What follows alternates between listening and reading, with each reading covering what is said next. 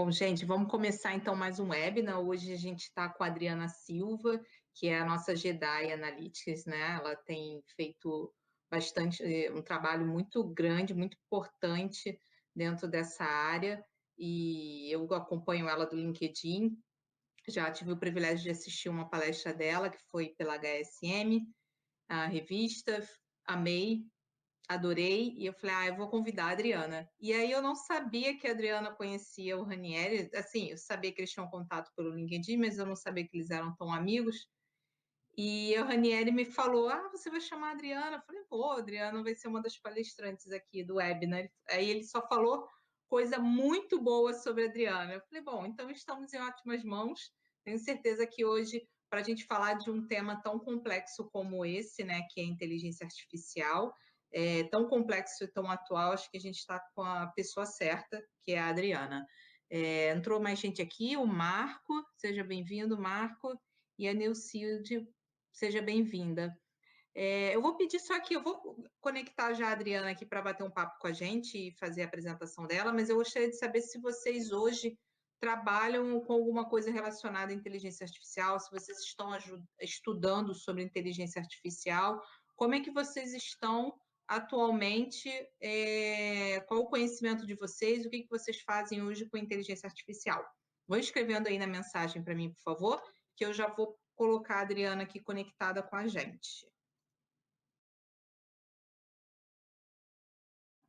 Então, vamos lá. Tudo bem? Tudo bem, e vocês? Bem, tudo bem, tranquilo. Eu queria fazer umas perguntas antes de você começar. Perfeito. A gente já está vendo a sua tela, perfeito. Só bem rapidinho, assim, eu queria, na verdade, fazer um comentário e duas perguntas, na verdade. O comentário é que, assim que eu comecei a divulgar o seu webinar, teve algumas pessoas que me mandaram mensagem dizendo que a forma em que a inteligência artificial empodera as empresas é mandando o pessoal embora, substituindo por robôs. Sorry. E que, assim, elas teriam mais lucro. Isso, assim, foi um resumo das mensagens que eu recebi. Então, esse é o comentário. E aí a pergunta é se é verdade, né? Se a gente pode afirmar que a gente está perdendo emprego para inteligência artificial. E a minha segunda pergunta, eu queria que, na verdade, não é uma pergunta, eu queria que você contasse um pouquinho, assim, eu talvez já esteja na sua apresentação, mas por que eu vi que você é formada em estatística, mas que você entrou muito na área de analytics, né, em inteligência artificial. Por quê? Eu queria saber como é que foi um pouquinho da sua história. Tá bom, vamos lá. Eu me formei em estatística, e estatística é a base de tudo de inteligência artificial e machine learning, então é natural entrar nisso. E como eu sempre trabalhei em empresa de software, agora eu tô com a minha empresa, mas toda a minha história foi muito em empresa de software, eu sempre estive ali no meio. Então, ajudando na pré-venda ou implementando, que eu trabalhei muito tempo em consultoria também, empresa de software. E aí foi onde fez esse link todo.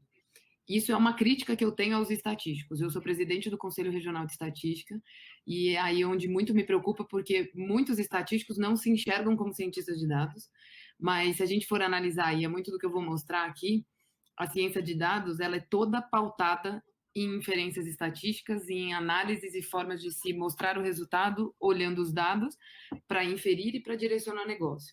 E aí esse comentário que foi dito, para mim, não faz tanto sentido, porque é o mesmo comentário que rolou em todas as revoluções industriais. Então, na primeira revolução industrial, quando descobriram que o carvão gerava energia, todas as pessoas que carregavam alimento no lombo falaram, e agora, eu vou ficar desempregado porque alguém vai carregar por mim. Mas o que aconteceu foi o quê? Uma adaptação da forma como se lida com aquilo. Então, óbvio que existiu um aculturamento, e as pessoas começaram a lidar com as máquinas a vapor. A mesma coisa aconteceu na segunda revolução industrial, aonde um monte de gente vai ficar desempregada porque a gente já está fazendo desse jeito, e aí chegou um jeito de energia, quando descobriram a eletricidade, né, usando petróleo, um monte de gente vai ficar desempregada porque agora tem carro, e aí agora vai ser muito mais rápido, mas as pessoas se adequaram e começaram a usar aquilo a seu favor.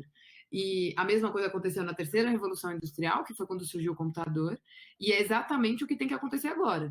Só que o que eu acho mais legal é que tudo isso nas revoluções industriais, que a gente vê a evolução do ser humano, ela está pautado na necessidade do humano. E aí o que começa a se exigir mais é o quê? Conhecimento e conhecimento inteligente. E esse conhecimento inteligente, a base de tudo é estatística. Então, para mim, esse momento é ótimo, porque eu sei que eu vou nadar de braçada ali dentro. Agora, muitas pessoas vão ter que se capacitar, porque a inteligência artificial, ela tem como se fosse um U, assim, né? Ela vai ferir muito quem está na parte de baixo, ou seja, quem tem conhecimento mediano. Porque quem tem muito conhecimento vai ficar criando algoritmo que vai facilitar a vida de muita coisa para deixar esse do meio realmente aí talvez sem tantas oportunidades. Mas quem faz trabalho muito pequeno ali, por exemplo, costura, por exemplo, fazer coisas que são muito manuais. As máquinas ainda não conseguem fazer isso, ainda vai levar um tempo para pegar esse espaço. Então, o que eu entendo é que todas as evoluções fizeram a gente evoluir de alguma forma. E essa que a gente está passando e está vivendo agora vai fazer a gente evoluir, e aí vai ter que ser muito melhor intelectualmente. Então, óbvio que tem fere de alguma forma a forma como a gente se vive, como a gente vive hoje, porque vai facilitar muito, então todo o trabalho mediano vai ser dominado pela máquina, mas essas pessoas elas vão ter que evoluir, então elas vão ter que subir o nível para começar a criar as máquinas que façam esses trabalhos. Então, eu entendo como uma exigência. Eu não acho que ninguém vai perder o emprego. O que vai acontecer é você vai ter que se capacitar mais. E aí a gente está falando de conhecer linguagens de programação, a gente está falando de pensar como um código pensa, que já é natural do nosso cérebro, é isso que eu quero mostrar. E mostrar que a inteligência artificial, na verdade, ela é artificial. E a inteligência mesmo quem coloca é o humano que está por trás daquela inteligência artificial. Isso quer dizer o quê? Vamos precisar de humanos e aí tem muita gente que fala, as máquinas vão dominar o mundo. Eu sou muito contra essa posição, porque não vai dominar o mundo, porque para a gente fazer uma máquina fazer algo, tem que ter uma estratégia, tem que mensurar riscos. E isso é só o humano que faz. E o dia que se isso acontecer, eu já não vou estar mais viva. Não é uma coisa que eu acredito que vai acontecer agora. Então, eu não consigo visualizar isso acontecendo exatamente porque eu conheço aquele conceito e eu sei exatamente quais são as capacidades e os limites da inteligência artificial. Então, a gente está conseguindo, sim, automatizar muita coisa. Muitos empregos não enxergam em risco, mas sim essas pessoas se adaptando e migrando para uma outra característica de forma de trabalho, que é saber usar a inteligência artificial de uma forma estratégica e é saber criar esses algoritmos para facilitar ainda mais a nossa vida. Porque se a gente for realmente entender toda a história das evoluções, a gente está falando do quê? De sempre trazer algo novo que facilita a vida de alguém. Trazer algo novo que facilita a vida de alguém. E alguém que fazia aquele trabalho mais operacional, migrando, indo para uma outra parte, indo para uma outra carreira, uma outra história. E o que eu vejo agora nessa quarta revolução é que está sendo exigido mais conhecimento. Então as pessoas têm que voltar para algo que nós estamos perdendo muito no dia de hoje, que é pegar as nossas nádegas, sentar num banco reto e estudar. E isso é uma coisa que vem se perdendo muito, mas é necessário demais para que a gente consiga trabalhar junto com as máquinas. Então, as máquinas, na verdade, são nossas amigas e que vão contribuir muito para a nossa evolução, mas a gente vai ter que evoluir junto com elas. Então, é lidar com esses dois. Eu não enxergo que está roubando espaço de ninguém, e sim uma oportunidade para todo mundo se estudar mais, se aculturar mais e conseguir pensar de forma mais estratégica, mais eficiente. Porque os desafios, eles vão continuar, porque quem gera os dados são humanos, e humanos geram aleatoriedade. Então, uma vez que a gente gera aleatoriedade, a gente vai conseguir sempre trazer inovações se tiver um cérebro pensando. Se não tiver um cérebro pensando, não deixa a máquina sozinha, porque ela também não vai ter muita conclusão que ela vai tirar. Então, eu discordo do comentário que foi dito, discordo fortemente e consigo mostrar isso nesse webinar que eu vou compartilhar. E a minha visão é que o estatístico aqui, ele tem, né, na verdade, teria muita oportunidade se ele conseguisse se posicionar e entendesse exatamente o que é a essência de uma inteligência artificial. O problema é que um cara que se forma em estatística, ele é treinado na universidade a responder perguntas pontuais e ele não consegue visualizar que aquilo pode ficar tomando decisões sozinhos. E é exatamente o que o conceito de uma inteligência artificial traz. Mas se a gente for ver todos os algoritmos de inteligência artificial, lá dentro é estatística pura. Você é perfeita sua colocação, adorei. Você falou realmente de uma forma clara, uma coisa que a gente vê no nosso dia a dia, às vezes a gente não consegue nem explicar. O Cristiano, que é meu sócio, meu esposo, ele fez o UERJ, ele entrou na UERJ não vou falar, denunciar a idade dele não, mas há um tempo atrás, em tecnologia da informação. Se ele quiser comentar alguma coisa, fica à vontade, que ele está aqui do meu lado. Ele entrou e o curso era todo de matemática, todo matemática e estatística. Porque, Né?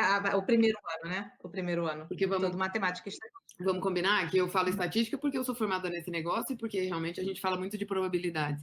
Mas para a estatística funcionar, vem da matemática. Para a computação funcionar, vem da matemática. Então, eu acho que assim, essa revolução que a gente está passando é para que todo mundo entenda o que é a matemática, como ela funciona e o que ela consegue nos trazer de benefício. Então, por exemplo, a gente tem muitos limites no nosso cérebro. Muita gente tem medo de matemática, estatística e computação.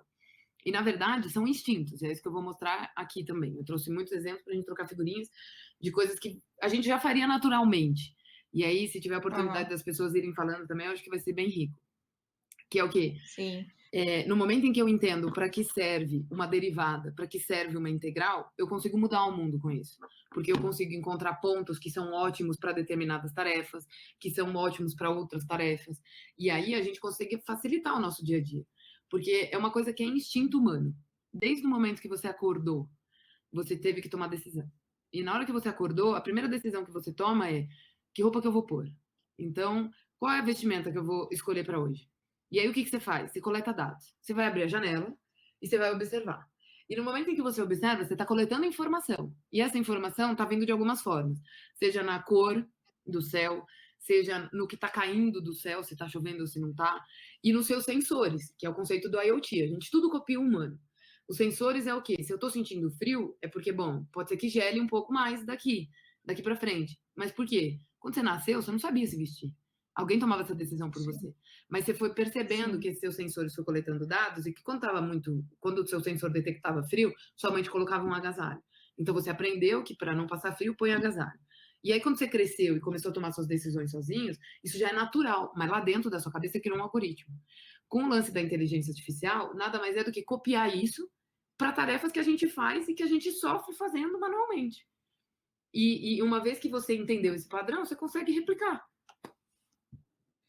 Mas, assim, a gente também precisa evoluir muito nas escolas, né? Porque, como você falou, você é bem crítica dentro do curso de estatística, você acabou de falar disso, porque eu fiz 2 semestres de estatística na faculdade e a professora ficava ensinando. Se eu jogar o dado para o alto, qual é a chance de sair o número 5? Isso não é estatística, principalmente aquela que a gente vê no trabalho. Talvez seja uma forma lúdica de ensinar, mas eu acho que está muito arcaico, né? Jogar dados, carta, loteria, qual é a sua chance de ganhar a Mega Sena? A gente tem visto alguns movimentos nos Estados Unidos que estão usando as siglas TEM, né? Desde o high school, desde na pré-Q, né? Da criancinha lá, pequenininha mesmo, que é o que a gente chama no Brasil, nem não sei, estou muito perdida nessa, mas acho que é alfabetização, né? Porque era alfabetização. Eles estão entrando, esse mês foi um mês de comemoração aqui nos Estados Unidos sobre essa sigla, onde todas as escolas elas se engajam, estão tentando se engajar a ter o pilar, né, da educação esteja em ciência, tecnologia, engenharia e matemática.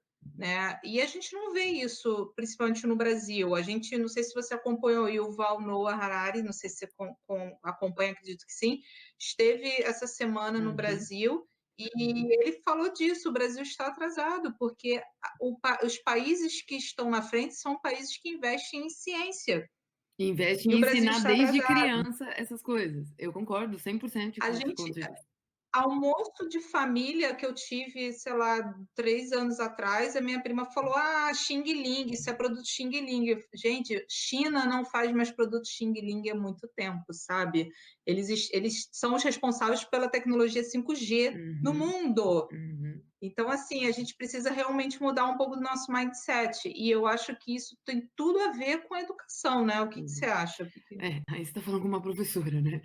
O que eu mais vejo é isso, exatamente isso que você descreveu. Então, assim, as universidades, os colégios, e começa de baixo. A gente não ensina as pessoas a pensarem, a gente ensina as pessoas a decorarem fórmula. E decorar fórmula não resolve o problema de nada, porque se ela não entendeu a essência, ela não consegue aplicar em lugar nenhum. Então, a forma de ensino no Brasil é muito crítica, isso é um fato. E aí, como eu enxergo isso, é a forma como o sistema funciona. Então, por exemplo, professores de universidade, a maioria deles são o quê? Não são professores, eles são pesquisadores, onde eles são cobrados por publicar artigo, por pensarem, executarem, resolverem problemas, e que muitas vezes estão atrelados em coisas dentro da própria academia, mas que lá no fundo está resolvendo um problema de negócio. Só que ele não necessariamente pensa como uma estratégia de negócio, ele está olhando techniques. E aí ele é cobrado por isso, e ele faz isso muito bem.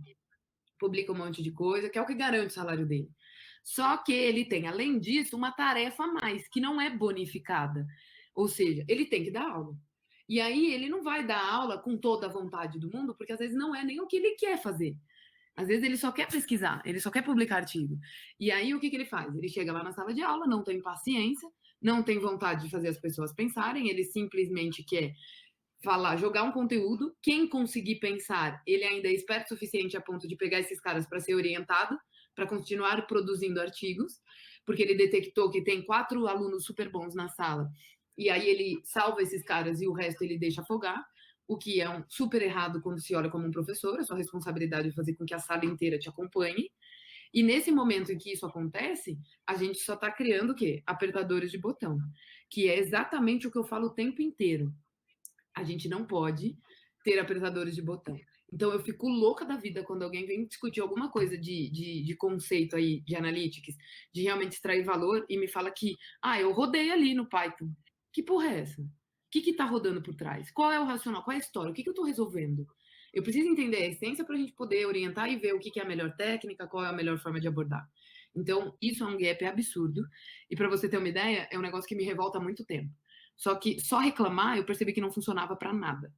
Então, sempre reclamei, e não é de hoje, sempre reclamei, até porque eu fui formada nesse mesmo ensino. E para começar a pensar, eu levei tempo, eu precisei terminar o mestrado para começar a usar meu cérebro.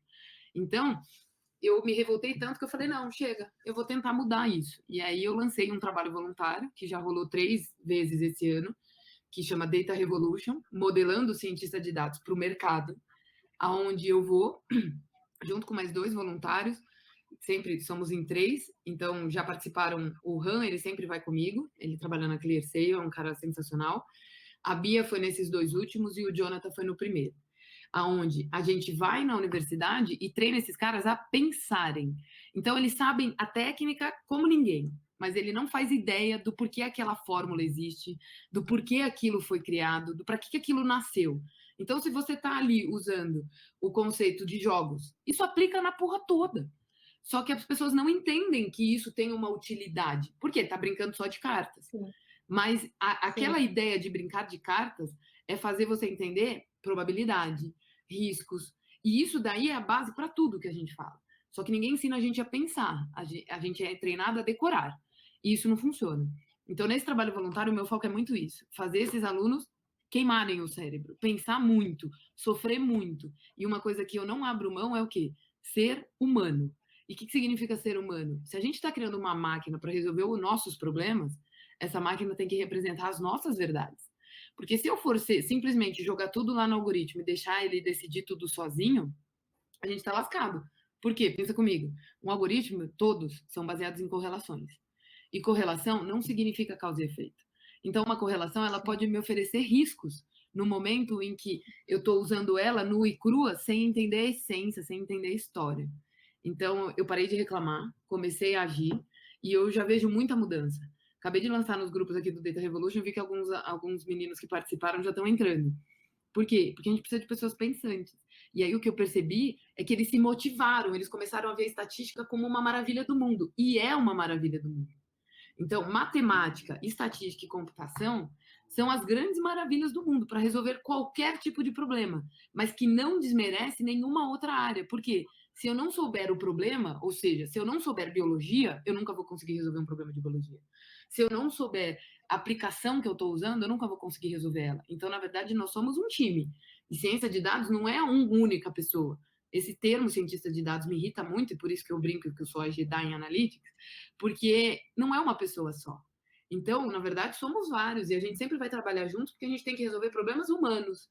Aí é onde entra muito lance que falam sobre diversidade, que tem que ter mulher, que tem que ter homossexual, que tem que ter de tudo quanto é tipo. Por quê? Senão, a gente não está pensando com a cabeça daquele indivíduo. E um algoritmo nada mais é do que reflexo da nossa forma de enxergar as coisas. Da nossa forma de olhar, mas enxergar coisas que às vezes a gente não enxerga sozinho. Então, concordo 100% com o seu ponto sobre a educação. Infelizmente, o Brasil está bem para trás em relação a isso.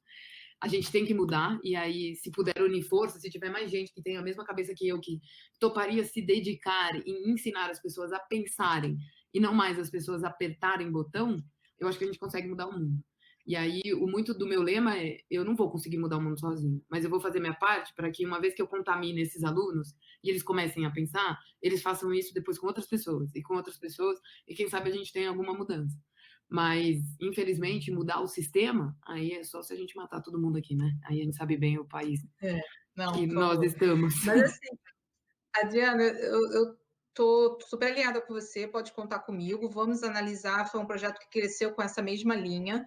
Eu sou mais de BI de negócios e consumidor. Eu gosto de fazer estratégia de marketing, de desenhar. E eu tinha essa briga muito grande com o marketing das empresas que eu passei, porque o marketing ele quer botar um comercial na televisão, ele quer se preocupar com o evento que ele tem que patrocinar ou vai deixar de patrocinar. E eu sempre me dedicava com os dados. Eu falei, tá, por que você vai se comunicar com desse jeito, né? Eu sempre tinha essa briga e eu sempre tentava puxar os dados para dentro da discussão.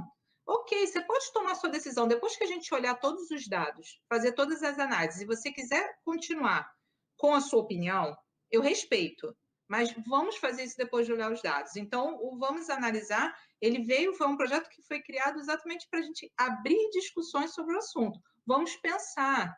E aí as pessoas sempre brigam comigo, que eu adoro também visualização de dados, né? Adoro um gráfico. Adoro, sou apaixonada por infográficos, olho, estudo, aprendo cada dia mais nessa parte de design. E as pessoas sempre me perguntam, qual a melhor ferramenta? Aí começa a discussão entre Tableau, Power BI, o Excel. Falei, gente, se você saber analisar, qualquer ferramenta vai te ajudar. Exatamente. Não se preocupa, não se segura numa ferramenta. Aí começa também a análise.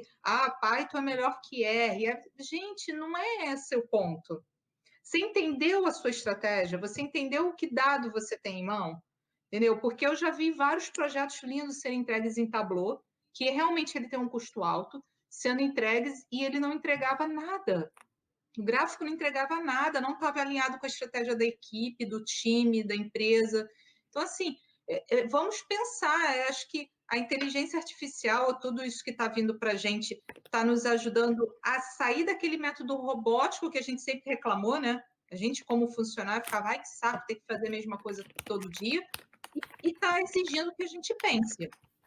E, bom, eu acho que você fez um convite ao pessoal a participar, e olha, está lotado já de participação. O pessoal que está aqui realmente está um pessoal pensante. Então, eu só vou falar alguns que escreveram aqui, para você ficar à vontade com a sua apresentação.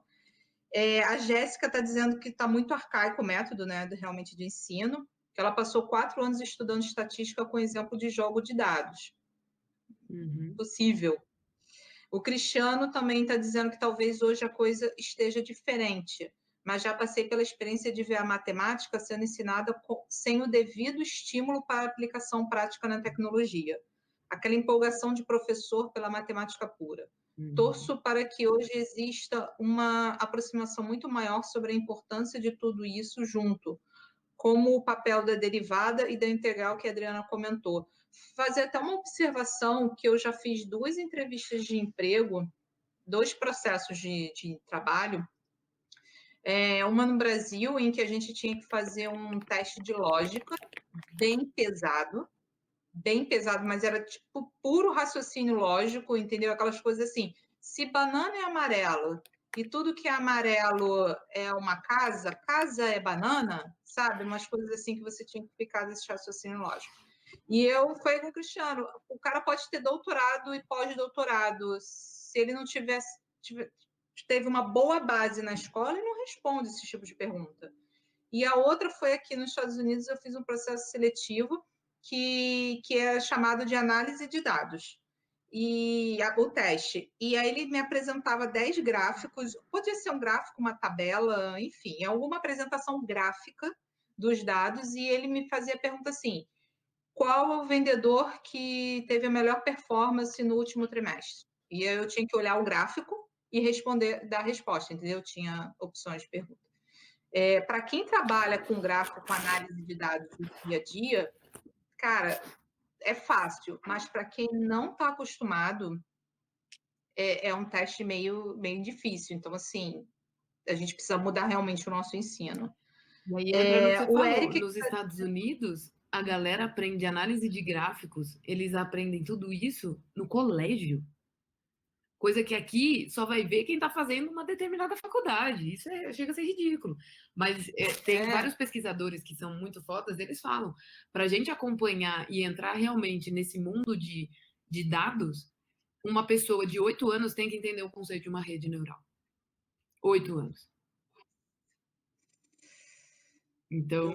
Mas o mundo mudou tanto, né, Adriana? A gente, na época que eu nasci, não tinha celular. Hoje as crianças já entram no celular e eles já estão digitais muito mais rápido. E às vezes a gente olha, é muito para uma criança de 8 anos. Talvez não. Talvez seja mais difícil para a gente mesmo, né?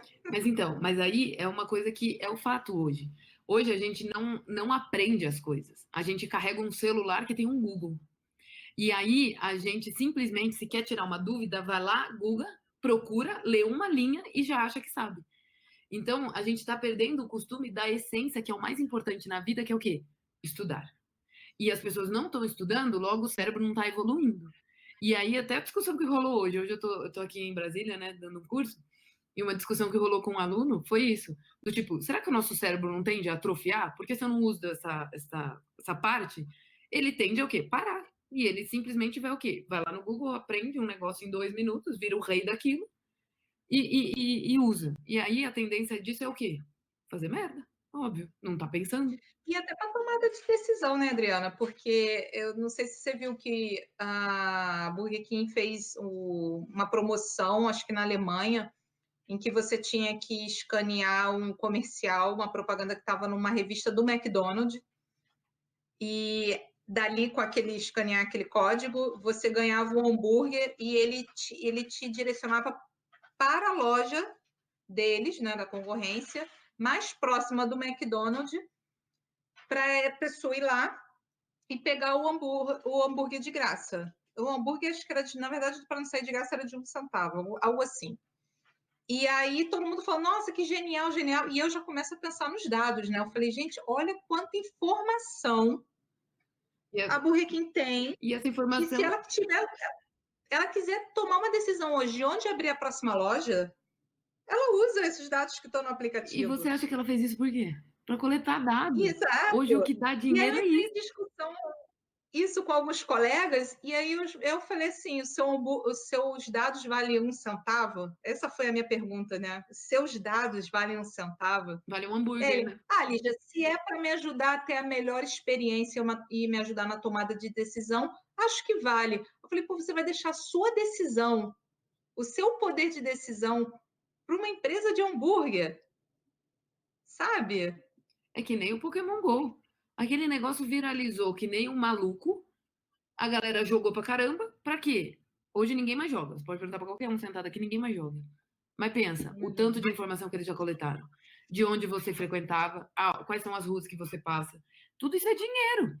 E no momento em Teve que. empresa que proibiu o Pokémon dentro do escritório por questão de segurança E também, você né? filmava tudo. Então, eles estavam vendo todos os espaços, por dentro, por fora, na rua, tudo. Isso para fazer um Eles tinham até mapeamento. falado isso. Isso foi feito para quê? Não foi para ganhar dinheiro com Pokémon Go. Foi para quê? Para coletar dados. E isso que vai trazer a riqueza depois. Então, hoje, quem tem a Sim. informação faz a Adri- festa. Tá. eu vou só ler os últimos comentários, aí você já começa a sua apresentação aí, senão a gente vai ficar aqui até meia-noite. Por mim, tudo bem, né? Mas então, vamos lá. O Eric está dizendo que, pelo fato da estatística ser uma área da matemática, quando um professor vai explicar estatística na rede pública, as escolas ensinam somente a fazer gráficos de coluna, histogramas e não mostram as aplicações do cotidiano. Perfeito. E gráfico não é só o de pizza, de linha, de coluna, De você pode pizza, a gente apresentar de devia até várias formas. diminuir a forma de ensino, porque o pizza, ele ainda confunde os nossos olhos, ou seja, você pode ainda passar uma informação Sim. e o seu cliente ainda absorver isso de forma errônea. Então, ele é um bem É. preocupante. Tiago aqui só é elogios, está dizendo, Dri, você é Mara, concordo. Obrigada. Segundo, faço matemática na UFABC e um grande problema é matemáticos teóricos. Sim, então muito difícil associar o que você aprende na faculdade com o mercado de trabalho na real. Na real, utilizamos um total de 40% do que aprendemos na UF. Deve ser universidade, né? Nossa, enchi o saco de discutir com engenheiros que só falam de média e acham que isso é ciência de dados. Ah, você pega uma média mediana e coloca o desvio padrão, é estatística para muita gente aí. Mas isso é a base, viu? E média, na verdade, a gente fala mal dela, mas na verdade ela é a vida, porque todos os algoritmos nada mais são do que if, then, else e média. Só que é uma média sofisticada, é num buraquinho que aquela média performa bem. E para achar esse buraquinho é onde entra a ciência de dados com poder. Claro. O Fábio também está dando parabéns pelo trabalho. O Tiago Faustino.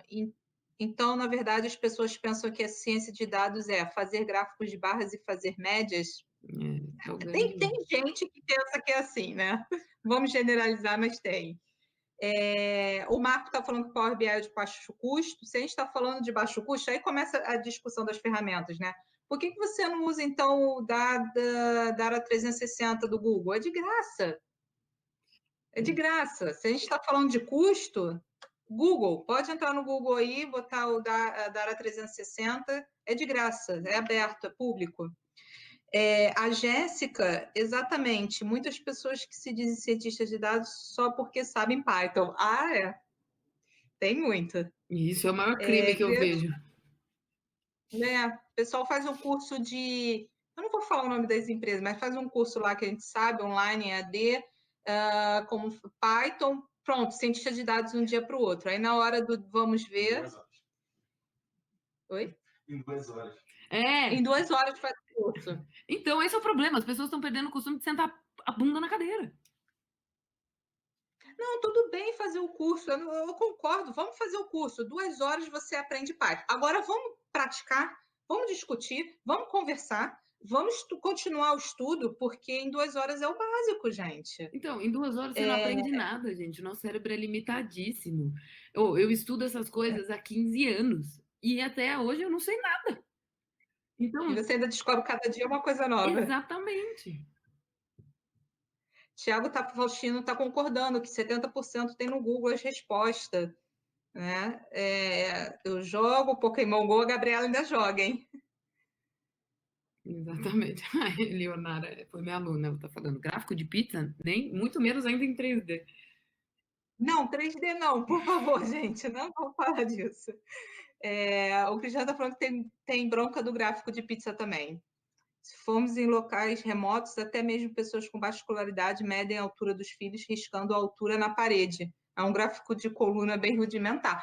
Mas isso que é visualização de dados, gente. E repara, o isso cara fazia isso. História. Isso, o cara fazia na parede. É instinto. Toda na área de ciência de dados é instinto. Instinto. É análise isso. Pelo trabalho de open source, o Tiago está falando. Quanto às vagas de emprego, o Fábio está falando. Vejo uma desconexão entre o que as empresas pedem como requisito para a contratação de estatísticos. Sim, também vejo bastante. As empresas não sabem pedir, esse é o ponto. Porque as empresas são humanos e os humanos estão defasados. Sim. Principalmente a área de RH, né, Adri? Assim, a gente precisava fazer uma parte só para análise de dados, inteligência artificial, machine learning, só para o pessoal de RH. Porque eu já ouvi falar, o pessoal de RH fala assim, não preciso saber isso não, preciso saber Python não. Tá bom, Vou ficar discutindo? Não, não preciso não, não preciso não, isso aí não precisa para mim. Hum. Enfim, cara, o papo está muito bom, a gente já está aqui o quê? 40 minutos falando. Eu vou deixar você fazer sua apresentação, mas fique à vontade de interagir. Eu sei que as suas apresentações sempre são bem de comunicação, né? Bem de bate-papo. Tá vendo que o pessoal está bem participativo, então, gente, vamos escrevendo aqui. A Adriana vai lendo, a gente vai entrando e vai falando. Fica à vontade, Adriana, o webinar é seu. Tá, eu trouxe uma apresentação que a gente pode ir diminuindo e ajustando aqui, mas que a ideia era mostrar exatamente isso, e muito. Aí, quando eu mostro aqui, gente, eu não vejo mais nada, então, se você quiser ir lendo as perguntas, me interrompendo, por favor, tá? Tá, se É, aparecer alguma coisa, eu não vou estar interrompendo sempre que aparecer, não, vou dando uma pausa, a gente vai conversando, tá? tá bom, combinado.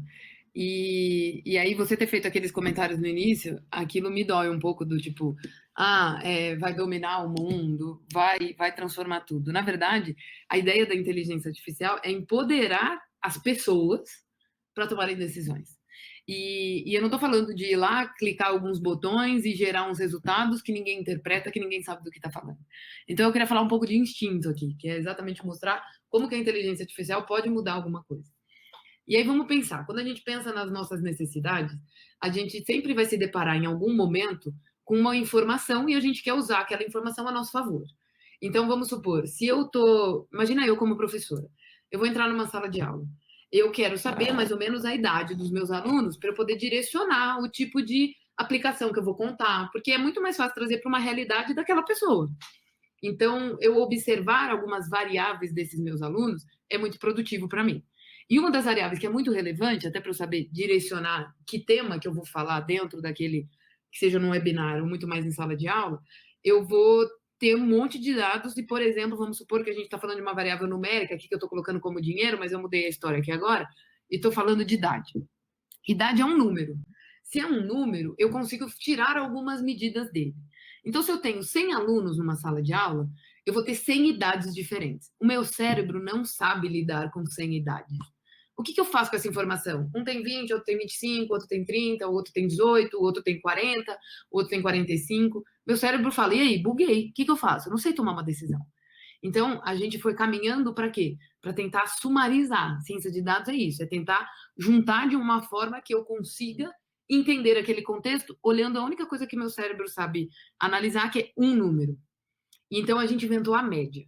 E aí, a média, ela vai pegar todo mundo, vai dividir igualmente, e essa média vai fazer um papel muito importante. Porque agora eu vou chegar para a Adriana, professora, e vou falar assim: a média de idade dos seus alunos é 30 anos. Olha como o meu cérebro vai receber essa informação diferente. Se é 30 anos, eu posso contar esses tipos de piadas, eu posso mostrar esse tipo de aplicação, porque está dentro do contexto de pessoas de 30 anos. Só que eu estou assumindo um risco aqui em fazer isso, porque a gente sabe que tem pessoas de 18, a gente sabe que tem pessoas de 40. Então a gente começou a criticar o que a gente mesmo inventou. Falou, putz, mas será que a média representa esse todo? E no momento que eu comecei a questionar isso, a gente foi inventando outras métricas. E aí é onde entram as medidas, então, de variabilidade, que é para eu sentir aquele movimento, é para eu entender aquele contexto. E aí, uma vez que eu estou chamando agora todo mundo de 30 anos, qual é a diferença de cada um para os 30 anos? E aí, eu, de novo, mensurando essas diferenças, eu vou ter várias diferenças de idade. Porque um tem 18, eu falei que ele tinha 30 agora, porque eu assumi que ele é a média. Então, eu tenho uma diferença de 12 anos aqui. Cara, o que eu faço com essas diferenças? Porque cada um tem um erro. Então, a única coisa que meu cérebro sabe fazer é a média. Então, vou fazer a média dos erros. E aí a gente está entrando no conceito do desvio padrão. Na hora que eu entendo quanto eu estou errando em média, se esse número é muito grande, quer dizer que eu estou assumindo um risco muito alto em dizer que todo mundo tem 30 anos.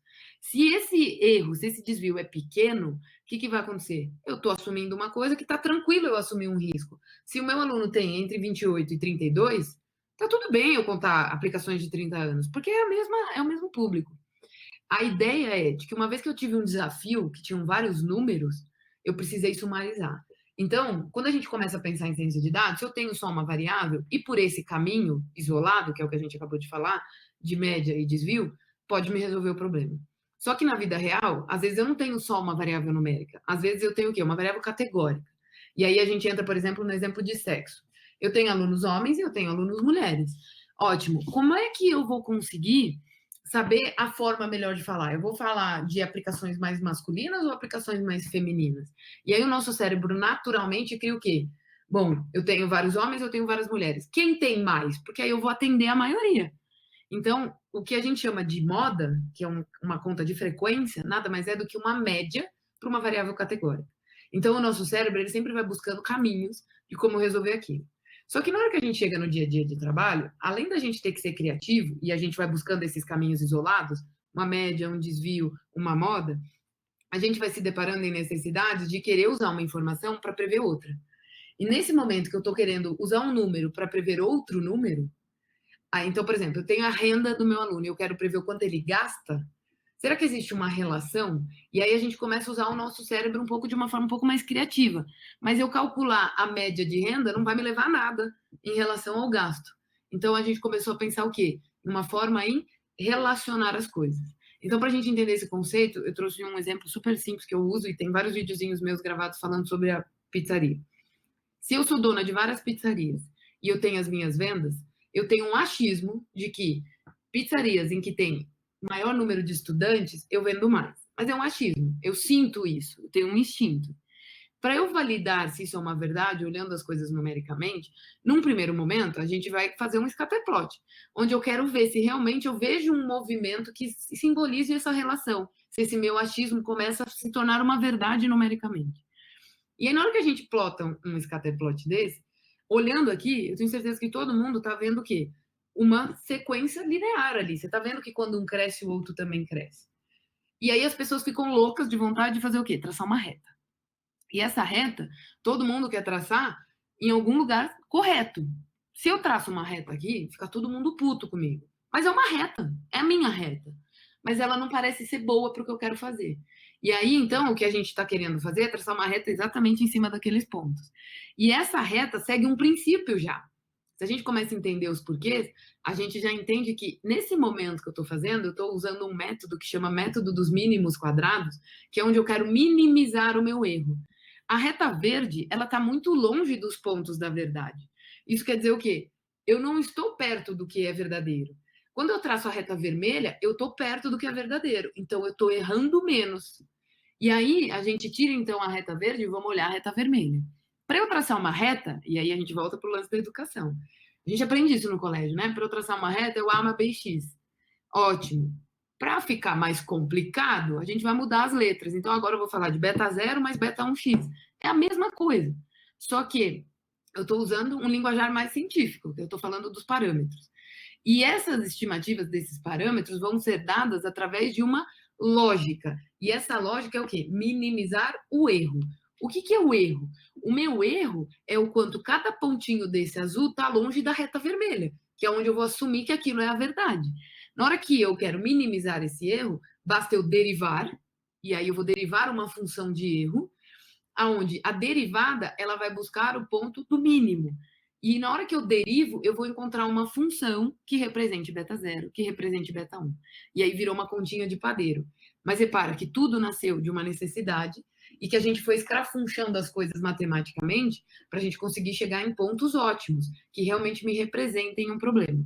Então, usando os métodos dos mínimos quadrados, eu consigo fazer uma regressão linear, por exemplo.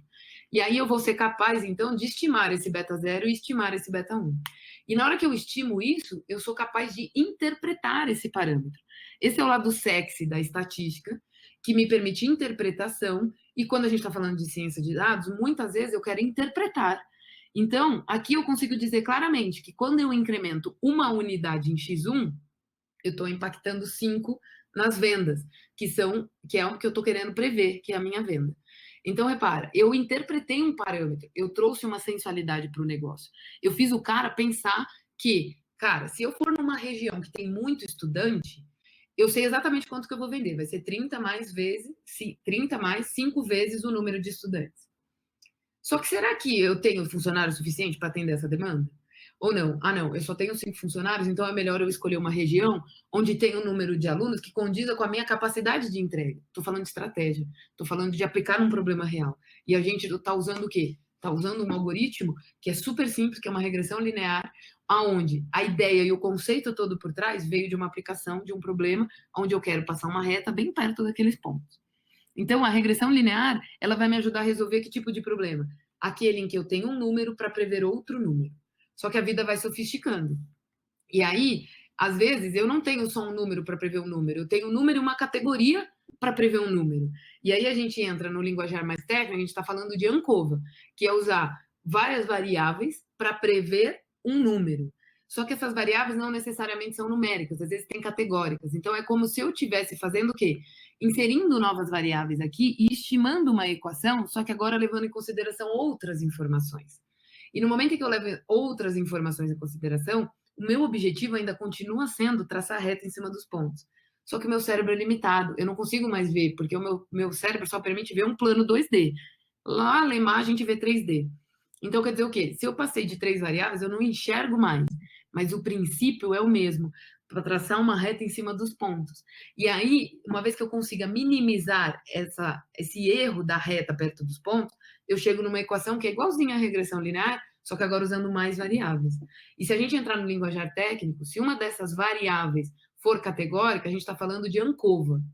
Se a gente estiver falando de só linear, a gente está falando da própria regressão linear. E aí a gente vai percebendo o quê? Que os problemas vão gerando necessidades e a gente tem que ser criativos para resolver esses problemas. Então, vários desafios vão surgindo na nossa vida. E quando eu tenho, por exemplo, uma variável categórica e quero prever um número, aí vamos usar a nossa criatividade. Vamos lá, se eu estou prevendo um número e eu não tenho nenhuma variável que me ajude a entender ele, eu vou jogar isso numa média. Mas se eu tenho uma variável, por exemplo, sexo, eu vou querer plotar isso. E aí, na hora que eu olho isso daqui, por exemplo, eu estou falando de gasto no cartão de crédito contra homem e mulher. Na hora que a gente bate o olho aqui, eu tenho certeza que está todo mundo olhando que nem eu, a gente está vendo que tem uma diferença no gasto de homens e está vendo que tem uma diferença no gasto para as mulheres. Isso quer dizer o quê? Se eu jogar na média, eu vou jogar naquele 6 ali, ó, tá vendo? Eu vou errar tanto para o homem como eu vou errar para a mulher. Então, o que que se pensou? Uai, vamos fazer uma média por grupo. E fazer uma média por grupo é escrever essa fórmula. A galera vê a fórmula e se assusta. Mas nada mais é do que o quê? Uma média para mulher, uma média para homem. E aí eu sofistiquei a minha decisão. Em vez de eu jogar numa única média, que é a única medida que eu conheço, que meu cérebro sabe lidar, eu vou fazer isso, mas agora para homem e para mulher. Então agora eu tornei necessário perguntar o sexo dele para eu saber quanto que ele vai gastar no cartão de crédito. Então, se for uma mulher, eu vou dizer que vai gastar 8 mil. Tá vendo ali, ó? A média de 7 mais 8 mais 9 dá 8. E se for um homem, eu vou dizer que gasta 4 mil. O que que eu ganhei com isso? Eu ganhei o quê? Poder de entendimento que vai melhorar a minha gestão, vai melhorar os meus custos. Porque se, por exemplo, eu tiver 10 pessoas e eu quero saber o quanto que elas vão gastar no cartão de crédito, se eu fosse jogar na média, eu diria que elas iam gastar 60, certo? 6 na média, 10 pessoas, 6 vezes 10, 60 mil. Só que agora eu posso perguntar o sexo delas, porque eu sei que eu vou melhorar isso daí. Então, se, por exemplo, são 10 homens, eu não vou mais dizer 60, eu vou dizer quanto? 4 é a média dos homens, então vai ser 4 vezes 10 homens, dá 40 mil. Com isso, eu fui mais preciso em saber o quanto que é o dinheiro, por exemplo, que eu vou gastar no próximo mês. Então, eu vou ter que guardar 40 mil e não mais 60 mil. E esses 20 mil eu vou poder investir, eu vou poder fazer outras coisas. Ou ao contrário, se for só 10, se forem 10 mulheres, o que eu guardaria 60, eu estaria guardando o dinheiro errado, porque na verdade vão se consumir quanto?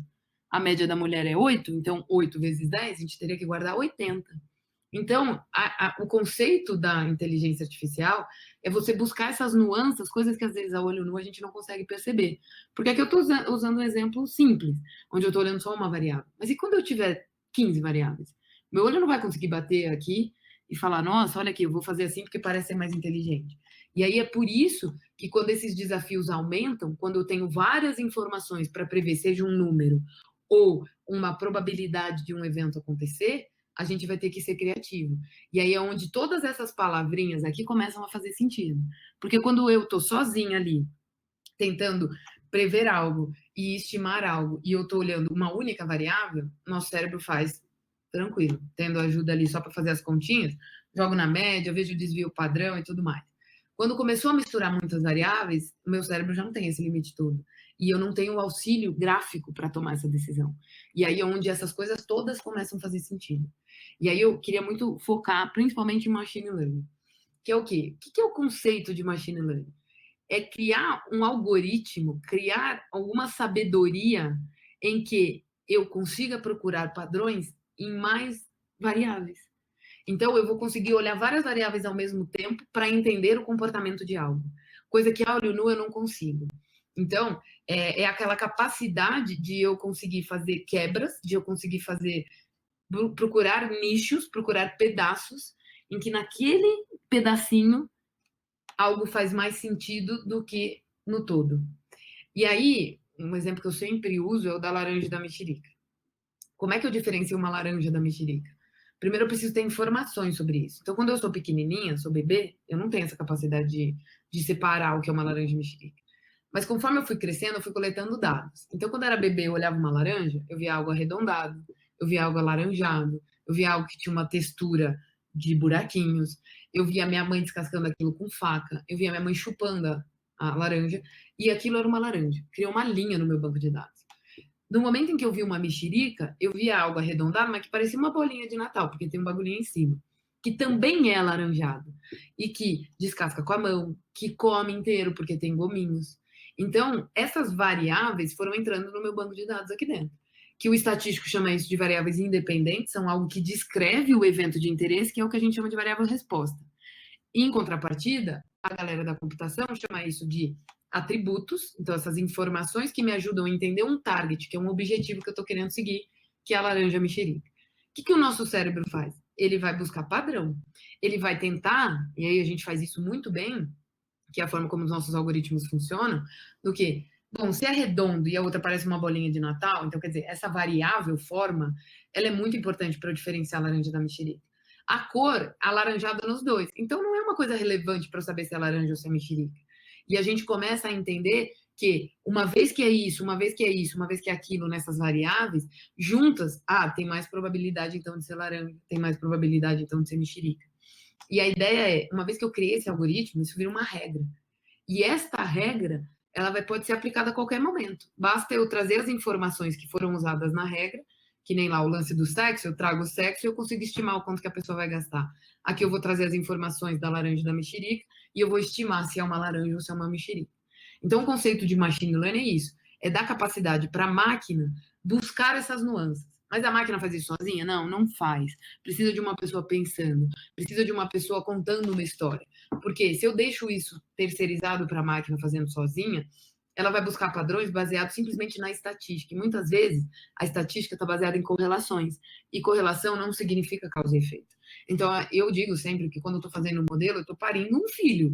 Porque aquilo eu tenho que cuidar, eu tenho que gerir, eu tenho que realmente garantir de que ele vai ter uma boa educação, de que ele vai ser bom naquilo que ele está sendo proposto a fazer. E nesse momento, eu estou criando um algoritmo para fazer uma tarefa. O que é inteligência artificial? É um conceito, inteligência artificial não é algoritmo, é um conceito de ter o quê? Dar a capacidade da máquina fazer o que o humano faz. O que o humano faz? Eu tomo decisão, eu vejo, eu escuto. E tudo isso é o quê? São algoritmos diferentes que estão fazendo isso. Então, a inteligência artificial eu enxergo como um guarda-chuva e que eu vou plugar vários algoritmos ali dentro para que juntos eles comecem a simular a capacidade do ser humano. Mas isso daí exige muito esforço. Então, para realmente a gente chegar na inteligência artificial, acho que a gente ainda está um pouquinho longe, porque a gente está desbravando muito esses algoritmos, mas mesclar todos eles, tem muita gente que consegue fazer e a maioria não. Então, a ideia é como é que eu crio o melhor algoritmo possível para que na hora que eu misturar com todos os outros, fique um negócio que realmente é coerente. E quando a gente está falando de machine learning, a estatística está lá dentro. Todos os algoritmos, a essência dele é buscar algum padrão. Só que se a minha busca vai de menos infinito a mais infinito, não há máquina que resolva isso para mim. Por mais parruda que ela seja, que é o conceito do Big Data, onde eu tenho máquinas trabalhando em paralelo para resolver um problema. Eu posso ter 1 zilhão de máquinas. Se o meu desafio é de menos infinito a mais infinito, ela nunca vai conseguir chegar no resultado. E aí é onde entra a estatística. Eu vou ter que testar hipóteses, eu vou ter que buscar caminhos que minimizem o campo de busca para que a máquina consiga chegar a alguma coisa. E aí até recomendo quem não viu ver o Jogo da Imitação, que conta a história de como foi a invenção do computador. E aí lá conta exatamente a premissa de otimização. O campo de busca era muito grande. A máquina ela estava fazendo, mas ela estava demorando porque era muito grande o campo de busca. No momento que eles foram tomar lá uma breja e conseguiram encontrar uma oportunidade de diminuir o campo de busca, a máquina começou a fazer o que eles queriam. Então, repare, precisou de um ser humano enxergando isso. E é exatamente nesse momento que eu enxergo que a gente está. A gente tem muito suporte das máquinas, mas se não tiver um ser humano usando aquilo da melhor forma, a gente não vai conseguir chegar em lugar nenhum. E aí é onde entra o lado da parte estratégica. A gente precisa pensar analiticamente, pensar de uma forma diferente, para eu realmente conseguir resolver os problemas. Senão, se eu deixo a máquina lá sozinha, pode ser que ela não encontre o padrão que é realmente necessário para eu descobrir como as coisas funcionam. E aí, se a gente puder caracterizar toda a parte da ciência de dados, eu listaria 8 tópicos aqui. O primeiro deles é entender o que eu estou buscando, é entender o contexto, é entender o problema. Uma vez que eu entendi esse problema e conversei muito com quem vive esse problema, eu começo a entender que tipo de variável vai me ajudar a resolver esse problema. E aí a gente vai para a segunda etapa, onde eu vou querer adquirir esses dados. E eles estão espalhados em vários lugares, em vários formatos. E aí é onde, na minha cabeça, entram os perfis de pessoas. Por isso que ciência de dados, para mim, não é uma coisa de uma pessoa só. Porque tem o cara que manja muito do contexto, do problema, tem a experiência, ele entende da história daquilo. E aí vem o cara que manja muito sobre os dados e onde eles estão. Como eu faço para acessar um Oracle, como eu faço para acessar um JSON, como eu faço para acessar um SQL, e como que eu posso extrair essas informações para eu tentar resolver esse problema de negócio. Na hora que eu extrair essas informações, eu estou com um bando de tabelas e dados espalhados e em formatos diferentes. Eu vou ter que preparar esse dado para ele se relacionar, porque não tem algoritmo que junta os dados e cria a tabela para fazer o modelo. Mas todos os modelos que a gente usa, ele precisa de um dado de entrada. E esse dado de entrada tem que estar organizado. E aí entra uma ineficiência que eu vejo muito, até na forma como muitas empresas vendem os conceitos. Dados não estruturados não significam dados bagunçados. E o grande problema hoje do Brasil e de boa parte do mundo é dados bagunçados. Isso alguém vai ter que arrumar. E no momento em que eu arrumei, ele pode ser um dado não estruturado. O que é um dado não estruturado? Uma voz é um dado não estruturado. Ele não está em forma de tabela. Uma imagem é um dado não estruturado. Ele não vem nativamente em forma de tabela. Mas a gente usa a nossa criatividade para transformar isso de alguma forma numa tabela, porque os nossos algoritmos só sabem trabalhar com dados tabelados, com dados estruturados. Então, uma imagem a gente transforma num RGB, que vira uma matriz, que vira uma base de dados e que entrou numa estrutura de linhas e colunas para um algoritmo performar. Então, uma vez que eu fiz o primeiro passo, que foi entender o contexto, o segundo, que foi caçar esses dados e acessar esses dados, eu entro no terceiro, que é fazer eles se conversarem. Criei a tal da tabela para o modelo, que eu chamo de ABT, Analytical Base Table. Eu vou começar a explorar isso. E explorar isso significa o quê? Verificar se é verdade que tudo que o negócio disse está sendo refletido nesse dado. E muitas vezes a gente acha que encontra coisas que não refletem o que o cara de negócio disse. É muito mais provável que o dado esteja errado do que esse cara esteja errado. É claro que tem sempre uma pessoa que não manja muito.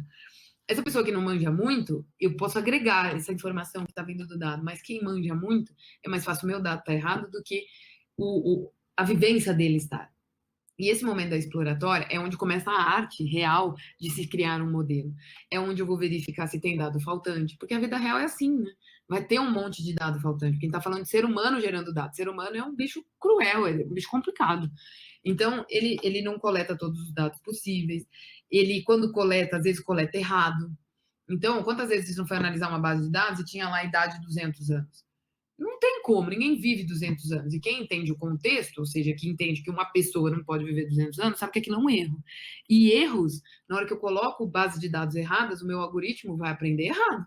Então, por isso que eu falo que é um filho, eu preciso treinar bem. Então, vamos tratar todos esses dados. Eu vou ver se tem alguma outra inconsistência. Até que, depois que eu fiz toda essa análise descritiva e eu senti o meu dado e fez sentido com o negócio, aí sim eu vou para um modelo.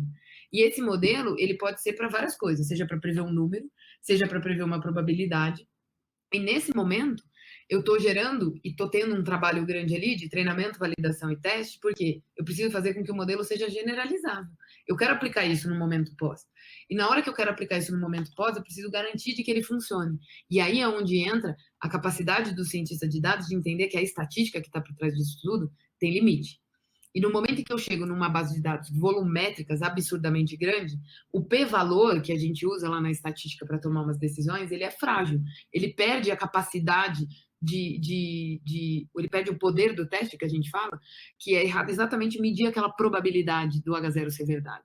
Então, a gente pode começar a tomar decisões erradas. Isso é uma fragilidade, mas não é um problema. Por quê? A gente já pensou criativamente em faço isso estatisticamente na base de treinamento, mas eu vou ver o que é melhor na base de validação, que é uma base que vai me complementar, que vai me dizer se realmente a estatística aplicada para grandes volumes está performando.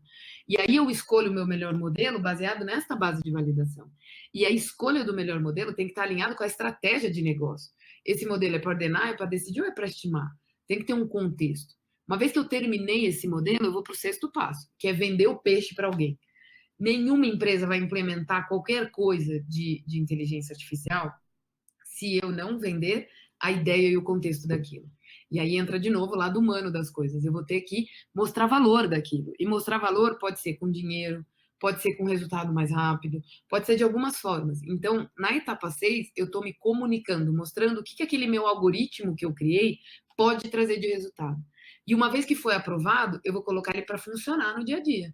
E colocar ele para funcionar significa o quê? Largar lá e ir embora? Não. Um algoritmo, ele pode perder a validade dele se as variáveis que eu usei para criar esse algoritmo mudarem comportamentos. E no momento que mudou o comportamento, muito provavelmente esse meu algoritmo começou a errar. E no momento que ele começou a errar, eu preciso refinar. E para eu refinar, eu vou voltar aí para alguns steps. E por isso é algo contínuo. Então, ciência de dados não é um negócio que você fez e vai embora. É um negócio que precisa de manutenção, é um negócio que tem que se olhar com carinho. É um filho. E ele está crescendo, e ele vai mudando, e a gente vai ajustando, e ele vai crescendo, e ele vai mudando, e a gente vai ajustando. Então, quando a gente fala de ciência de dados, eu fico maluca quando alguém fala que é cientista de dados. Ciência de dados é uma arte que precisa de vários tipos de cérebros pensantes, de vários tipos de profissionais. E aí é onde eu vejo que para essas coisas funcionarem, a gente tem que olhar 3 pontos cruciais. Colaboração. Eu não estou sozinho. Tem alguém que manja do negócio, tem alguém que manja de extrair esses dados de forma rápida e que consiga fazer isso da melhor forma possível. Eu estou falando de uma pessoa que consegue pensar estatisticamente e ter essa capacidade de generalização. Eu estou falando de uma pessoa que consegue colocar dinheiro na jogada. E eu estou falando de uma pessoa que vai conseguir fazer isso virar produtivo. Então, eu vou trabalhar em um grupo, que não precisa ser de 15 pessoas, mas no mínimo 2 ou 3 vai existir. Então, eu preciso o quê? Ser brother das pessoas, respeitar o ser humano, porque eu vou precisar deles para fazer essas coisas funcionar. Num segundo momento, a gente precisa o quê? Ter conhecimento. Se eu não sei o que eu estou fazendo, eu vou lá, faço um curso de Python e falo que virei cientista de dados. Só que fazer um curso de Python, você está aprendendo a apertar botão. E se você não entendeu a essência do botão que você está apertando, você não vai saber quando você vai apertar aquele botão e nem para que você está apertando aquele botão. E aí você começa a fazer as coisas num achismo que te leva ao erro. Então, conhecimento é muito essencial. E aí é onde a gente fala de novo. Eu estou falando de 8 passos, que dentro desses 8 passos eu posso chegar em um desdobramento de 100 passos. 100 passos uma pessoa vai fazer sozinho e saber o que está fazendo tudo do início ao fim? Não vai. Então, eu tenho que escolher aonde eu quero ser foda. É muito lema que eu levo para a vida. Se eu quero ser foda em implementar, você vai ser foda em entender como os sistemas interagem, como que existe um relacionamento, como que são essas linguagens. Se eu quero ser foda em criar um modelo, você vai ter que saber estatística, você vai ter que entender as premissas, as essências de cada algoritmo. Se você é o cara de negócio, você vai estudar aquilo. Se você está falando de biologia, tem que ser foda em biologia. Você tem que entender como as células se comportam, o que tem ali atrás. Então não tem como eu ser foda em tudo, eu tenho que ser foda em alguma coisa. E esse alguma coisa, a escolha é minha. Então eu tenho que ter conhecimento daquilo e vou trabalhar junto com a colaboração para abusar do conhecimento dos outros. Só que a gente não pode deixar de lado a criatividade. Eu posso ter o conhecimento que for. Se eu não for criativo, eu não vou conseguir inovar. Por quê? O grande segredo da inteligência artificial está em traduzir coisas reais em dados para que o algoritmo busque esse comportamento. Se eu não fui capaz de transformar em dado, o algoritmo não vai achar nada, porque não está ali na base de dados. E muitas vezes o dado cru não tem as informações que são realmente relevantes para se extrair valor daquilo. Então, realmente, para fazer as coisas funcionarem, eu enxergo esses 3 como pontos primordiais. Curiosidade é uma das coisas que está aí dentro, porque eu tenho que ser curioso para conseguir ser criativo. Então, esses 3 pontos é o que eu enxergo que são super importantes. E se a gente for pensar, então, no papel, nesse profissional, o profissional de agora, ele tem que ter várias capacidades. Ele não pode sofrer com erro, porque toda vez que a gente está usando um algoritmo, a gente vai errar várias vezes. Porque pensa, é o nosso cérebro, para o nosso cérebro tomar uma decisão, ele teve que se ferrar várias vezes, então aprender e errar. E aí é onde entra a crítica da educação, que se eu não expus os alunos a pensarem, a errarem, a acertarem, ele nunca vai conseguir fazer nada. Então ele tem que saber lidar com erros, porque é errando que a gente aprende.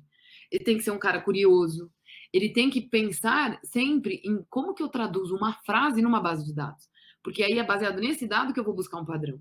Então, a gente tem que ter sempre um conceito da visão do todo. Eu tenho que saber o que eu estou buscando. Se eu não sei a história do que eu estou interagindo, como é que eu vou contribuir ali dentro? Eu tenho que ser humano, eu tenho que pensar fora da caixa, eu tenho que saber me comunicar. São coisas que aí entra muito no que a gente falou no começo, de que a educação não favorece, ela não fortalece isso. Eu tenho que ser ágil e o principal, eu tenho que ter conhecimento básico do que é risco. Por isso que eu falo, se eu pudesse mudar o mundo, eu faria todo mundo nascer sabendo o princípio básico da estatística, que vai até o teorema do limite central. Se a gente entende o princípio básico de todas as medidas descritivas, o que eu posso, o que eu não posso fazer com cada tipo de dados, e eu entendo o que é um teste de hipótese, o que é o p-valor, o que é o teorema do limite central, a minha cabeça faz assim, ó. E aí eu começo a entender as coisas de uma forma diferente. E no momento que eu sou capaz de mensurar riscos, eu sou muito mais estratégico, porque aí eu vou pensar com uma cabeça numa visão de negócio, numa visão de resolver um problema. E esse perfil estratégico é uma coisa que é importante em qualquer nível da ciência de dados que a gente falou. Seja num conceito de negócio, esse cara tem que ser capaz de correr riscos. Seja num cara, na hora dele criar a base de dados, ele tem que ter a estratégia do onde quer chegar para ele conseguir fazer isso da melhor forma. Na hora que eu vou modelar, eu preciso pensar estrategicamente no meu modelo. E tudo tem uma estratégia que envolve riscos e que tem que envolver as melhores decisões que você puder tomar. E muito disso vem da onde? Vem da experiência. Porque o nosso algoritmo aqui dentro, que é o que vai fazer o algoritmo máquina funcionar, ele já tem que ter vivido algumas coisas. Por isso que um cursinho de 2 horas não resolve o problema de ninguém. Porque ele não viveu nada, ele não foi exposto ao erro. E no momento que ele não foi exposto ao erro, ele não aprendeu. Se ele não aprendeu, ele não vai conseguir trabalhar sozinho. E aí ele não vai conseguir perdurar com isso por muito tempo. E então, essa é a forma como eu enxergo que tem que ser o profissional, que não é do futuro, é de agora. Porque a gente já está vivendo isso na pele. E as pessoas estão exigindo cada vez mais. Então, se eu puder resumir isso daqui em uma palavra, é estudar. É entender, é saber os porquês das coisas, entender os contextos. E as empresas, elas vêm percebendo, e eu sinto que as empresas estão evoluindo muito, porque elas estão começando a perceber que não é contratar um apertador de botão que resolve o problema dela. Não é simplesmente jogar uma base de dados para alguém e falar, resolve aí, se não souber explicar o que é para resolver. Então, eu tenho notado que as empresas estão caminhando para um caminho onde elas já aprenderam algumas lições. Aonde eu preciso ter um foco em alguma coisa. E esse foco tem que ser no problema que eu quero resolver. Estou falando do foco num problema de negócio. Uma vez que eu tenho um foco, eu vou começar o quê? Contar uma história nos dados através das experiências que os humanos já tiveram.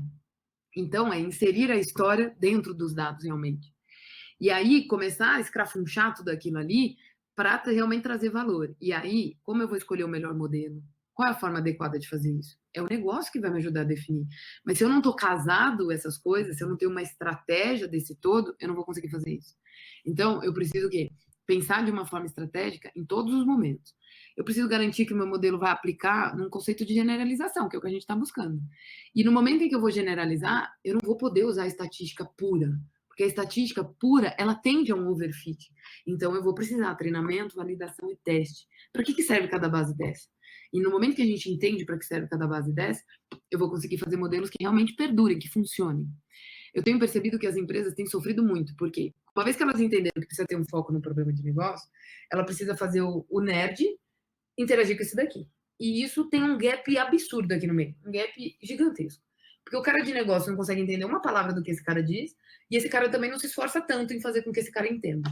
E aí eu vejo que está tendo um movimento, porque algumas empresas até me procuram para eu tentar ajudar nisso, aonde eu quero capacitar esse cara de negócio para ele entender minimamente o linguajar daquele cara técnico, para que eles possam se comunicar melhor. E esse cara técnico tem que começar o quê? Se capacitar em soft skills, que é falar linguagem que qualquer um te entenda, porque ninguém é obrigado a entender o techniquez. Então, se esse cara entende bem os porquês, ele vai conseguir fazer esse link. E aí, o que eu tenho percebido é que as empresas estão contratando pessoas para fazer esse link. E aí, girou-se até uma nova área, uma nova profissão. Como é que a inteligência artificial tira emprego? Na verdade, ela está gerando um monte de emprego. que é o quê? Como que eu traduzo o complexo para o simples e faço a ponte para que esses dois mundos girem e funcionem? E aí, as empresas elas estão trabalhando nos formatos, e isso vem acontecendo, de squads, onde a proposta de uma squad é o quê? É linkar essas pontas. Então, eu tenho alguém que está indo para a área de negócio e está buscando o problema, e ele detecta esse problema, porque esse cara tem um linguajar fácil, está assumindo esse papel que liga esses dois mundos. E aí, esse cara busca e encontra várias oportunidades. Ele volta para casa, que é o mundo nerd, e ele discute com os nerds caminhos e mensura, porque eu só vou botar minhas fichas onde vai me dar dinheiro. Toda empresa está buscando dinheiro. Se tem acionista lá cobrando e cobrando de alguém, significa que alguém vai ter que gerar esse valor para devolver esse dinheiro para o acionista. E aí esses caras voltam para casa, para o mundo dos nerds, e discutem. E aí vem qual é o tipo de problema que esse cara trouxe que vai dar mais retorno. E se é para colocar minhas fichas, eu vou colocar minha ficha num lugar que dê mais retorno para eu provar valor. E depois que eu provei valor, eu buscar outros projetos para continuar provando valor. Então, eles detectam quais são esses projetos que podem dar frutos positivos para a companhia, atrelado à estratégia e tudo que se espera. E aí criam-se squad onde eu vou trazer um cara de negócio, eu vou trazer um cara que manja muito dos sistemas da minha empresa, eu vou trazer um cara que sabe manipular esse dado de uma forma rápida, que sabe usar o melhor das tecnologias para manipulação de dados. Eu vou trazer o cara nerd lá que sabe fazer o algoritmo, que entende a essência dos algoritmos, para eles conversarem, eles juntos chegarem em algo que seja produtivo. Então, o que se percebe é negócio, negócio, negócio com mais negócio. Senão, eu não vou conseguir chegar do outro lado. E o que é mais legal que eu vejo é que as empresas estão percebendo que não é só inserir num software e está tudo pronto. Porque não existe software que faz milagre. É o quê? Essa discussão que a gente teve antes. É Power BI, é Tableau, é ClickView, é SaaS VA, o que que é? Cara, ferramenta, ela só te facilita os caminhos. E aí você vai fazer uma análise de custo-benefício, pelo número de cliques que eu vou ter que dar para chegar em um determinado resultado, mas a essência está nos cérebros que estão nessas squads gerando esse contexto. As empresas têm percebido isso, estão percebendo que é mais saudável eu investir em pessoas e o software é só um complemento, que vai facilitar essas pessoas pensantes a executarem aquelas tarefas. Então, essas lições têm sido muito valiosas, mas que não estão todas as empresas nesse conceito, mas que é muito importante que estejam.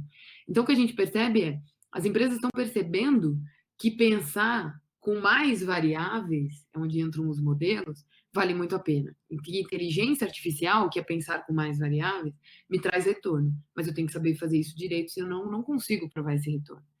E aí, se eu pudesse resumir, então, essa apresentação rapidinho aqui para a gente terminar, porque o tempo também já explodiu, para a gente conseguir fazer realmente o pensar analítico, mudar qualquer sistema, qualquer negócio, qualquer forma de pensar, a gente precisa de alguns pontos. O primeiro deles é trabalhar em equipe. Ninguém vai fazer nada sozinho. Segundo deles é ser foda no que você está fazendo, naquele seu pedaço. Então, naquela squad onde estão trabalhando várias cabeças, eu tenho que ser bom no que a cabeça que a minha é responsável, naquele meu pedaço, eu tenho que ser foda naquilo. Eu tenho que ser muito curioso, porque eu tenho que saber fazer perguntas corretas para entender o contexto, para ir melhorando aquilo ali que a gente está criando. E aí, no momento que eu sou curioso, aguça a minha criatividade. E eu começo a pensar em formas de resolver aquilo. Porque não é só um algoritmo que vai resolver algo. É o dado que entra nesse algoritmo. E o dado que entra nesse algoritmo é um ser humano que faz. E aí entra o lado de ser humano. Porque, como eu vou trabalhar em equipe, eu preciso respeitar as pessoas que estão à minha volta. Eu preciso buscar o quê? Entender um padrão da pessoa para eu saber, inclusive, lidar e trabalhar com ela. E se eu quero criar algoritmos, ser apertador de botão, um algoritmo faz. Qualquer algoritmo aperta um botão. Agora, como é que eu traduzo todo o contexto em um problema? Isso é ser humano, é entender a essência daquele entorno. E aí, para isso tudo funcionar, você vai ter gente muito foda liderando tudo isso. Porque você está lidando com seres humanos que têm vontades próprias, que têm interesses, que querem ganhar mais, querem ganhar menos, querem aprender mais, querem aprender menos. E um bom líder tem que entender o que cada uma dessas pessoas que estão trabalhando juntas querem como pessoas, para ele dar a sementinha do que vai manter aquele cara ali. Porque se um cara quer se desenvolver tecnicamente e eu não dou desafios que façam com que ele se desenvolva tecnicamente, eu vou perder esse cara. E não vai ser dinheiro que vai segurar esse cara. Agora, se é um cara que só tá pensando em dinheiro, mas que me entrega o que eu tô pagando, então vai correr atrás de dinheiro. Se é um cara que precisa conversar com mais gente para ele entender o conceito do todo, você tem que dar desafios diferentes. Então, um bom líder aqui vai fazer uma grande diferença. Só que a gente está num momento em que a gente está indo muito rápido, e isso é bom e ruim ao mesmo tempo, como tudo na vida tem dois lados. Bom porque a gente consegue trazer mais novidades, mas ruim porque as pessoas não estão acompanhando essas novidades. E aí a gente entra nas discussões que a gente fez logo no início, de educação, de lidar, de como gerir tudo isso. Então, se eu pudesse resumir aí, eu resumiria em 6 pontos que são super importantes para que tudo isso funcione, mas que o conceito da inteligência artificial não é roubar emprego de ninguém, e sim fazer com que o ser humano evolua no conhecimento aqui, e isso é o quê? Fazer com que ele estude mais. Porque se você não estudar e você não souber o que você está fazendo, você não vai ter espaço no mercado de trabalho. Porque a partir de agora, a gente está indo para um patamar onde são cérebros muito brilhantes, gerando coisas que automatizam coisas de cérebros não tão brilhantes, de cérebros operacionais. E nesse momento, esse cérebro não operacional, ele vai ter que evoluir. Então, eu enxergo muito mais a inteligência artificial como um suporte para deixar as empresas evoluírem, mas para fazer uma empresa evoluir, eu vou ter que fazer as pessoas evoluírem. E aí a gente entra exatamente nesses 6 pontos que a gente colocou aqui. Certo? Era isso que eu tinha trazido. E aí, se alguém tiver interesse, fuçar no meu site, tem vários conteúdos legais. Meu Instagram eu não uso tanto, mas tem várias coisas. E meu LinkedIn, que aí eu posto bastante conteúdo ali. Mas era essa a ideia. Eu espero ter trazido algumas informações úteis aí e sumarizado bem aí essa visão de o que é inteligência artificial e quais são as capacidades que ela me dá. Lembrando que ela não está me roubando emprego de ninguém e ela simplesmente está fazendo com que a gente evolua, que é um fluxo natural das coisas. Todo mundo nasceu para evoluir de alguma forma. E agora, no momento, é que o mundo está me cobrando evoluir aqui, ó. Aqui. E é isso, eu preciso estudar. Excelente, Adriana, perfeito, foi excelente. Aqui só tem elogio. Desde que você começou a falar, o pessoal tá amando, tá adorando. O pessoal tá falando que tá ansioso para o Encontro Nacional dos Estatísticos, né, que vai ter. Vou para lá. Aí, assim, só elogio. Excelente, muito obrigada. Excelente, parabéns. Mas tem duas aqui que, na verdade, é uma pergunta da Cristiane e que o Eric reforçou também, que é uma dúvida dele, porque o Eric fez engenharia e ele teve estatística aplicada, que de aplicação não teve nada. E aí a Cristiane, na verdade, ela está te perguntando. Ela cursa hoje, a Cristiane cursa estatística e tem encontrado muita dificuldade para fazer análises de dados na vida real. Sinto que a faculdade me deixa muito cru para isso. Qual o primeiro passo para que eu possa melhorar isso? Cara, você está na faculdade, a Cristiane está na universidade. Tá. Eu acho que o Eric que já é formado em engenharia. Tá. Como tudo na vida, a gente só aprende se a gente tiver uma supervisão, que é igualzinho um algoritmo. Ele só vai aprender se ele tiver a variável resposta.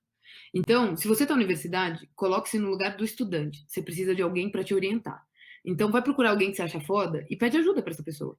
E você tem milhões de caminhos. Hoje a internet ajuda muito nisso. Então, vê lá alguém que você acha incrível e fala, cara, você tem um tempo aí de trocar uma ideia comigo? 10 minutos por semana? Já me dá algumas ideias? E vai te orientando. O ideal é você ter um problema para você buscar e tentar resolver. Então, o que eu vejo muito que a educação tem que evoluir não é a gente só ensinar a teoria. É o quê? É a gente ensinar a forma de pensar. Então, se eu jogo um problema e te deixo pensar neste problema, você vai buscar com o que você já conhece. E aí, no momento que você buscou com o que você já conhece, o seu mentor pode te ajudar a pensar diferente. E aí ele vai te ensinando outras teorias. É assim que a gente aprende. Então, para quem está na faculdade, cara, vai procurar um mentor, um professor que seja aplicado, que consiga contar uma história de negócio, pede para esse cara investir um tempo em você. E isso que se chama TCC, isso que se chama aplicação, isso que se chama uma entrega de conclusão de curso. É ter sofrido na pele, é ter pensado. Só que as pessoas estão desvirtuando isso para simplesmente apertar uns botões e gerar um papel que me forme, para eu ter o meu diploma. Mas isso não garante que você é bom naquilo que você está fazendo. Então, se você pegar um problema e for atrás, você realmente vai conseguir buscar essa solução. Mas você precisa de um mentor para isso, porque você está na fase de aprender. Quem já é formado já tem uma bagagem muito grande. Ele já aprendeu várias coisas da teoria. Então, eu recomendaria o quê? Pega alguma aplicação, lê um artigo aplicado. E aí ele começa a entender que aquele racional tem uma lógica de tudo que ele já viu. E aí vai rolar aqueles... a teoria tem sentido aqui. E ela está sendo usada deste caminho. E aí, uma sugestão é o quê? É participar de webinar nesse sentido, é ir em eventos onde as pessoas mostram como resolveram problemas. E aí você começa a fazer o link do tudo aquilo que você já aprendeu na teoria com uma real aplicação na prática. Então, para quem já tem conhecimento, eu enxergo que é buscar eventos e coisas que realmente discutem coisas técnicas. Um cara que é novo e que está na faculdade, procura um mentor. E muitas vezes o cara que já está formado, às vezes também vai precisar de um mentor. Que aí é aquela trilha do herói, né? O herói, para ele chegar num estágio de mudança, de onde ele realmente aprendeu algo, o primeiro passo dele é procurar um mentor. E aí depois ele vai apanhando com a vida e vai evoluindo e vai crescendo até uma hora que ele mudou a chave e evoluiu. Então, ou procura um mentor, ambos, e ou o formado começa a interagir muito mais nesse mundo, onde ele já sabe bem o técnico e ele começa a fazer esses links, ou então se aposenta, porque daí você não vai conseguir fazer link nenhum, talvez sozinho vai ser difícil, né? Porque o nosso cérebro é limitado, esse é o ponto. A gente tem que reconhecer isso. Ninguém é gênio. Sim. E aí é onde vem lidar com a probabilidade. A gente acha que é gênio, mas para ter um gênio, quantos gênios existiram? A probabilidade de você ser um gênio é tão baixo que é melhor você desacreditar disso. É melhor você sentar a bunda e estudar realmente, para você aprender aquele conceito. Exato. E eu sempre conto essa história, eu fico muito feliz em ter tido a oportunidade de ter assistido a palestra do CEO da Click, né? E ele fala... E, bom, só para ter um resumo, a Click é uma ferramenta de visualização de dados, né? É um BI. E aí a gente abriu para perguntas e aí um colega perguntou: qual o conselho que você daria para os estudantes, né? Para o futuro, né? O que a gente deveria ter de estudar? O mais importante, assim, o primeiro que a gente deveria colocar como número 1 do nosso estudo. E aí, para um cara que poderia falar visualização de dados, podia falar qualquer outra coisa que estivesse mais alinhado à empresa dele, né? Ele falou: vocês têm que estudar estatística. É estatística. Porque, por conta disso tudo que você falou, a ferramenta, o botão, o sistema, ele vai te ajudar. Agora, o raciocínio por trás daquilo é que é só seu, é você que tem que colocar. Então, assim, estudem estatística. Não que você não vá se tornar um estatístico, mas é o que você falou, de estar ensinando ao pessoal de negócio como é que o cara técnico trabalha e o cara técnico como é que o pessoal de negócio trabalha. E com isso, com estatística, porque é análise, é por análise, né? Enfim. Excelente, Adriana. Adorei muito. Se alguém tiver mais alguma pergunta, por favor, coloca aqui. É que só está dizendo, só tem fã, sou fã, virar um cientista de dado e não um apertador de botões, né? O Igor que repetiu a sua frase, foi incrível mesmo. E se eu conseguir fazer mais pessoas pensarem assim, eu acho que a gente muda o mundo.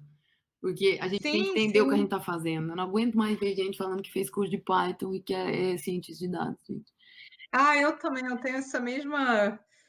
Enfim, eu respiro fundo e passo, assim. É engraçado, né? Eu não me acho cientista de dados, não coloco em nenhum lugar que eu sou uma cientista de dados, não vendo essa ideia, mas quando eu vejo algumas pessoas dizendo que é cientista de dados, eu olho assim, nossa, mas eu sou mais cientista de dados do que essa pessoa, né? Mas mesmo assim eu não me vejo como cientista de dados, porque eu concordo com tudo que você tem falado até agora. E aí o pessoal está pedindo que você recomende, o Eric está pedindo a recomendação de algum livro de estatística. Eu respondi aí também. Será que você está escrevendo, tá? Isso chama Estatística, do Charles William. Eu até escrevi para esse cara, velho. Procurei ele no LinkedIn, escrevi uma mensagem para ele falando: eu não sei se eu agradeço você ou sua mãe e seu pai, mas obrigado por existir. Porque você fez uma mudança, assim, do tipo, quem lê esse livro muda muito a cabeça e começa a entender exatamente o que é estatística e de uma forma muito leiga. E aí vou vender meu peixe aqui também. Quem quiser aprender estatística comigo, ano que vem vou lançar um curso online, tá lá no meu site. É só colocar o e-mail lá que quando lançar já vai ser divulgado. O nome do livro chama Estatística, do Charles William. Vocês conseguem ler as minhas mensagens ou tá indo só para ela? Então tá público aí? Não, então é isso aí. Tá para todo mundo vendo. Só seguir. Bom, gente, eu convido vocês então também a seguir a Adriana no LinkedIn lá para ficar acompanhando, porque ela realmente coloca bastante material lá. e se preparem para fazer o curso dela, né, que ela vai lançar ano que vem, porque eu acho que de tudo que a gente falou, até, Adriana, né, do pessoal ter comentado, até quem é formado em estatística ou teve uma bagagem de estatística, deveria fazer o curso. Acho que é bom repetir, porque pelo que vocês viram aqui, né, gente, ela tem uma didática muito boa, ela consegue botar a estatística na prática, não é um jogo de dados que ela está falando, não é um jogo de cartas, né? É a estatística na prática, então talvez seja, vale a pena, eu vou realmente procurar por esse curso, porque eu acho que só tem a ajudar, acho que é bom a gente rever a estatística como ela é na vida real, né, que a gente precisa, porque ninguém anda com dado e fica jogando para o alto, né? Não é assim. Exato, e ninguém faz milagre também, né? Então a gente tem que entender essas capacidades e limites. Por isso que eu não acho que a inteligência artificial vai dominar o mundo, porque a gente não está no momento de ser dominado, uma vez que a gente nem entendeu o que ela faz. Então, Boa. como falta muito conhecimento ainda, vai levar um tempo, porque precisa de muitos humanos para fazer isso realmente performar. Para vocês terem uma ideia, agora está entrando no trend top aí, Industrialized AI. Desculpa. Que nada mais é do que deixar ainda mais difícil para quem ainda não está inserido. Que é o quê? É criar uma inteligência artificial industrializada. O que significa esse industrializado? Eu resolver um único problema. Porque, repara, quando a gente falou sobre todos esses algoritmos e viu que a inteligência artificial é um guarda-chuva e que a gente vai plugando algoritmo ali dentro, é uma arte de fazer esse algoritmo. E eu tenho que fazer para cada problema. A ideia agora é fazer algoritmos e deixar isto pronto para cada problema e vender isso. Então, se o meu problema, eu sou uma cantina e eu quero saber o quanto eu vou vender, eu posso pegar o dado de uma cantina, aprendo, entendo quais são as variáveis relevantes para se levar em consideração para criar um algoritmo. E aí, uma vez que eu entendi essas variáveis relevantes, eu peguei a sensualidade do negócio, eu entendi o contexto. E aí eu posso aplicar em todas as cantinas. Então eu vou ter um algoritmo para cantinas, prever venda. Ah, não. Agora eu estou num outro lugar. Eu vou fazer um algoritmo para esse lugar A, mas todos os lugares que são iguais ao A, eu vou poder aplicar. Então, esse industrialized é começar a criar indústria onde a gente deixa um problema sendo resolvido por um algoritmo que foi bem feito e que aí sim, para mim faz sentido, mas se ele for aplicado no mesmo problema, no mesmo contexto, no mesmo universo. E aí faz sentido, porque aí eu posso aplicar naquele mesmo cenário sempre.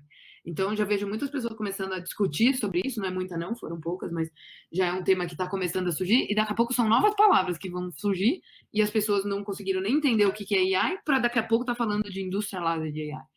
Então, o mundo não para. E a criatividade de quem é muito bom é o quê? Eu quero facilitar a vida de quem não é muito bom. Então, se eu industrializo isso, eu vendo, eu ganho meu dinheiro, e esse cara não precisa nem aprender. Só que aí vai contra a minha premissa do quê? Se eu não faço esse cara aprender, ele sim vai ser descolocado, porque aí eu posso automatizar o trabalho dele. Sim. E assim, bom, eu queria só dar uma dica, assim, talvez o pessoal se sinta também, às vezes, como eu, que fica desesperado com essas palavras que vêm, né, essas palavras de moda aí, e a gente fica tão afogados, e a gente vê, às vezes, o nosso concorrente sai no jornal, numa revista, falar, ah, fulano de tal aumentou suas vendas com inteligência artificial, blá, blá, blá. Só falar uma coisa para vocês, gente, tem muita, vamos dizer, muito pavão no mercado. A gente ainda está errando muito com inteligência artificial. Por conta disso tudo que a Adriana falou. O pessoal acha que ter a inteligência artificial, eu vou contratar uma empresa, ela vai vir aqui trazer uma caixa com inteligência artificial, conectar na tomada, ligar e vai estar funcionando. E não é isso. Ela acabou de falar tudo isso, né? Precisa de um time, precisa de uma equipe, precisa do entendimento, de um mercado, de um conhecimento. Então, tem muita empresa falhando. A gente está mais falhando, não só no Brasil, como em outros países, do que acertando. Então, você, assim, não pensa assim, eu estou distante disso. Não, você está muito próximo. É porque tem muita coisa que aparece na internet, né, na mídia, parece que é super sucesso e fácil, e não é. Então, eu só estou reforçando as suas palavras. Vamos estudar, porque tem muito espaço aí para a gente.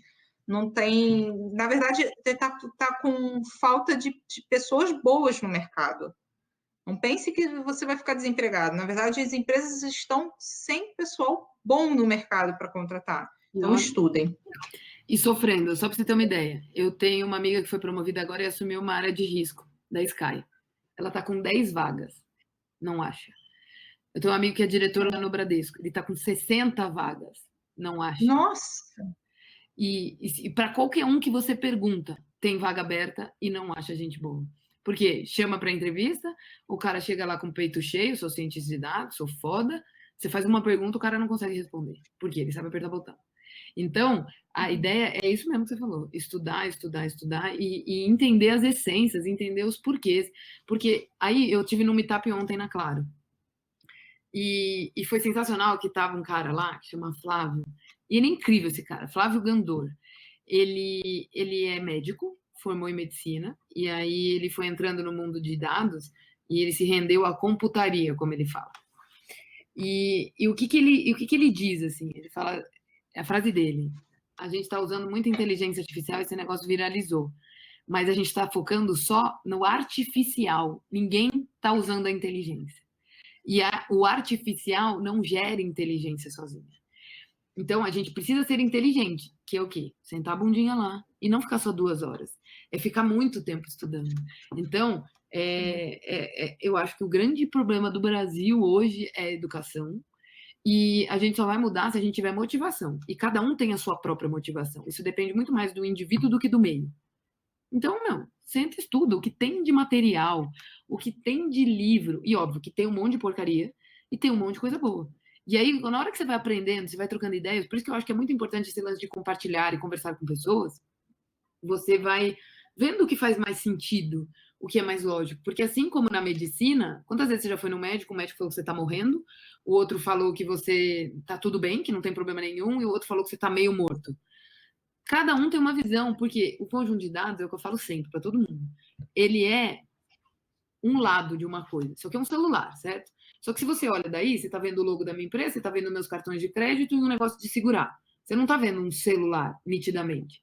Se você olha por aqui, você está vendo a tela preta, que você também pode nem sempre ser um celular, pode ser um espelho. Se você liga, você está vendo um celular. Então, qual que é a ideia? Dependendo do ângulo que eu estou olhando para minha base de dados, eu posso gerar insights diferentes. Alguém tem que assumir um risco. E esse risco é o tomador de decisão que vai fazer. Então, é muito importante que ele entenda o conceito, que ele saiba do que está rolando para ele mensurar esses riscos.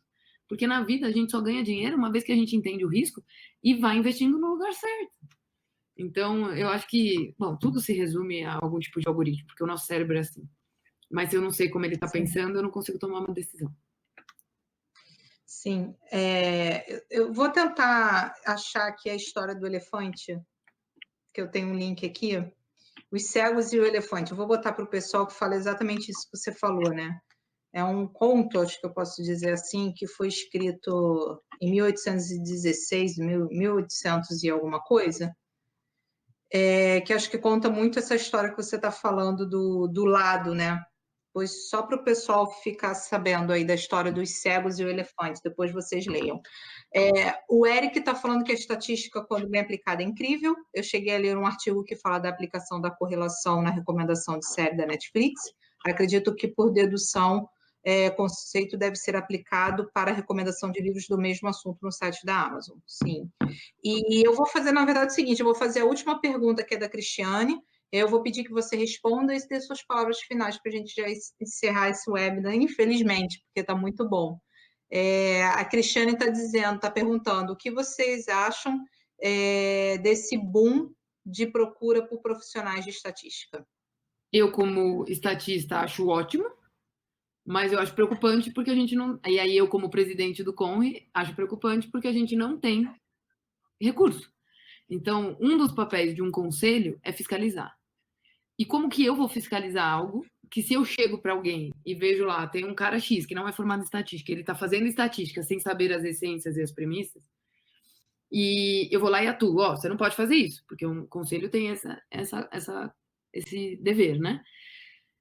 Você não pode fazer isso. Aí a empresa falou, tá bom, não posso fazer isso, então me dá um recurso que vai fazer isso para mim. E eu não tenho profissional. Quantos se formam? Menos de 400 por ano. Quantas vagas tem? Para vocês terem uma ideia, o que muito me entusiasmou a fazer aquele trabalho voluntário que eu falei, de trazer pessoas mais capacitadas para o mercado, e nesse trabalho voluntário eu abro para qualquer profissão, e lá eu ensino estatística mesmo, e sem um linguajar difícil, para ele entender o porquê das coisas, e depois ele vai para o linguajar difícil dentro da sala de aula. de todas as vagas que são lançadas hoje para estatísticos, 20% consegue ser preenchido. Isso quer dizer o quê? Falta gigantescamente um espaço imenso. E aí é onde entra um trabalho que nós do CONRE entendemos que é obrigação do nosso conselho. Nesse momento não é fiscalizar, porque eu não tenho como fiscalizar, porque eu não vou entregar o que a empresa vai querer, que eu estou cobrando, exigindo algo, e aí ele vai me falar, então me dá esse algo e eu não tenho recurso, eu não tenho pessoas para indicar. Então, o que a gente tem feito, e a gente está trabalhando para isso, é como que a gente consegue atrair mais gente para cursar estatística. Porque a estatística é a arte, é toda essa ciência de tudo que a gente fala, é pautado na estatística. Mas também não pode ser só estatística. E tem que ter muita da computação e da matemática. Então, misturar esses 3 skills, que é o grande lado sexy da coisa. Mas a gente precisa ter pessoas que não tenham medo de lidar com números. Que nem, uma vez que saiu do número e foi para uma letra grega, as pessoas se apavoram. Mas a letra grega é só um jeito de sumarizar aquele número, porque esse número ele pode mudar de história a história. E as pessoas sofrem com isso. Mas a gente precisa tirar esse medo das pessoas para mostrar o real valor daquelas coisas. Então, eu acho o boom ótimo, mas como conselheira, como responsável ali pelo CONRE, é preocupante, porque a gente não tem recurso. Então, o único caminho que a gente entrega, que a gente entende que a gente pode ser capaz de entregar e tentar ajudar nesse sistema, é trazer mais pessoas para cursarem estatística e diminuir a evasão. Então, a gente tem 2 metas como conselho hoje. Diminuir a evasão, e o Data Revolution, que é esse projeto que eu fiz como pessoa física, contribui muito, porque a gente motiva os alunos. E o segundo é como que a gente pode fazer com que os professores de ensino médio comecem a inserir esses conceitos para as pessoas entenderem e verem que aquilo tem um tesão absurdo e optarem por fazer essa faculdade. Muita gente nem sabe que existe faculdade de estatística. E isso é muito preocupante. Exato, ainda existe. É. Bom, eu tô tentando ver também, tem um podcast no TED, que eu tô tentando achar aqui, mas enfim, eu não vou conseguir a tempo, que fala sobre isso, sobre o medo de matemática. Por que as pessoas têm medo de matemática? E ele começa bem fofo, que mostra um menininho ligando para o 911 para pedir ajuda com um exercício de matemática. Tamanho desespero da criança, ele liga para a polícia para pedir ajuda com o exercício de matemática e, óbvio, a policial foi uma fofa e ajudou. E aí vem vários especialistas contando por que a gente tem medo da matemática. Não fiquem com medo, gente. Realmente ela é assustadora. Acho que muito do que a gente falou foi a nossa criação, né? A forma que a gente foi educado e ensinado dentro das escolas, né? Aquela palmatória, tem que saber a tabuada de cor. Muito preocupado com a fórmula e não com o porquê da fórmula existir, mas matemática acho que não é isso tudo, não. Eu era, assim, muito medrosa e eu decidi estudar estatística e matemática no meu dia a dia, porque eu acho que fica mais fácil para todo mundo. Bom, gente, eu amei, eu quero muito agradecer, Adriana, você realmente tem uma didática maravilhosa, você falou de um assunto hoje assustador, um pouco difícil de entender para algumas pessoas, pode ser difícil o entendimento, um assunto tão importante nos dias atuais de forma clara, simples e muito da nossa realidade no nosso dia a dia. Eu quero muito agradecer a sua disponibilidade, o seu tempo e todo o seu trabalho que você tem feito, levando aí a estatística e a analytics para as empresas e mostrando que não é tão difícil assim quanto a gente pensa. Muito obrigada mesmo. Eu que agradeço. Tá? Aí eu vou fazer um pedido aí para as pessoas e para a gente melhorar, que você falou que eu tenho uma didática boa, mas eu sempre estou buscando melhorias. Então eu sempre aceito muitas sugestões, porque eu só consigo tomar decisões baseadas em dados. Então, se puderem responder esse feedback, eu agradeço, porque ali me dá uma noção e tem a opção para escrever comentários, e aí eu faço questão de ler todos. Eu não uso inteligência artificial para fazer isso, porque tem o lado humano que eu quero realmente entender e sentir aquilo.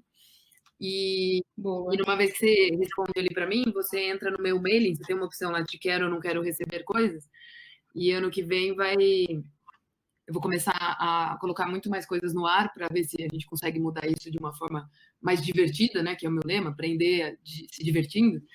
E aí vocês podem me ajudar e já ficam aí também recebendo meus e-mails se tiverem interesse. Então eu deixei o link ali, que é o feedback. Ótimo. Muito obrigada. Convite e agradeço a oportunidade, espero que tenha sido útil. Isso foi gravado? A gente vai deixar disponível em algum lugar? Sim, assim, eu tá gravando, e aí se a gravação ficar boa, eu publico. Lá no canal no YouTube, eu passo para vocês direitinho tudo, eu Perfeito, comunico certinho quando tiver no ar, fechado. Aí você me tá? manda também que eu coloco Então, no meu muito site. obrigada. Aí eu que Oi, agradeço. desculpa? Aí você me manda o link direitinho que eu coloco lá no meu site também. Ótimo. O Eric está agradecendo. Eric, eu faço de coração. Bom, acho que é isso que a Adriana falou, a gente tem que compartilhar, tem muita coisa boa para a gente falar e conversar. A ideia do Vamos Analisar, ela cresceu para trazer discussões boas nesse mundo inundado de dados. O que eu quero é que todo mundo saia. Bom, a gente está no mundo inundado de dados. Eu quero que cada um saia, pelo menos, com seu salva-vidas, sabe? Seu colete salva-vidas, e que a gente possa, na verdade, curtir esse mar e não ficar afogado nele. Então, por isso que o Vamos Analisar existe, tá? Então, eu já deixo aqui o link do canal, mas quando tiver, eu comunico com vocês, tiver tudo certinho. Vou colocar também o link aqui dos próximos webinars, que tem muita gente boa também aqui participando. Graças a Deus, todos os palestrantes aqui foram sensacionais, muito bons. Para os próximos webinars, a lista é essa. A gente já está com a agenda de dezembro fechada. Vou dar uma parada para as férias e também para terminar a organização do Excel Weekend, que é um evento que eu tenho junto com o Cristiano, que vai ser em janeiro. E provavelmente depois do Excel Weekend eu volto com todos os webinars toda quarta-feira aqui à noite. Então, eu já deixo também um convite, Adriana, se você, por favor, puder voltar. A gente tem muita coisa para a gente conversar aqui. Gostei muito, muito obrigada. E a Fechadíssimo, todos, muito top. obrigada pela presença. Ótimo. Obrigada a todos pela presença. Tenham uma boa noite. Tchau, Boa noite, tchau. pessoal. Muito obrigada. Beijos.